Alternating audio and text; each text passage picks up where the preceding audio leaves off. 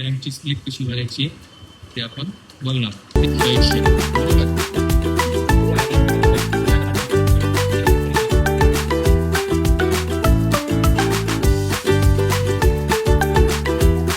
तो बैंक की स्लिप में सबसे पहिले क्या रहेगा आपका नाम. की आता मला काय करायचं की माझ्याकडे कुठल्या कुठल्या नोटा किती किती आहेत बघायचं. ओके, सगळ्यांनी बघायचं आपण. ठीक आहे.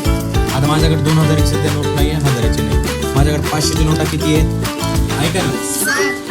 तुमच्याकडे जेवढ्या आहेत ना किती कितीच्या नोटा आणि तो काय करणार काउंट करणार मशीनमध्ये काउंट केल्याच्या नंतर 500च्या 5 नोटा असायलाच पाहिजे, 200च्या 4 असायलाच पाहिजे आणि 100च्या 5 असायलाच पाहिजे. आणि असं करून काय करणार तो इथं शिक्का मारतो आणि तुम्हाला ही स्लिप काय करतो देऊन टाकतो. बरोबर.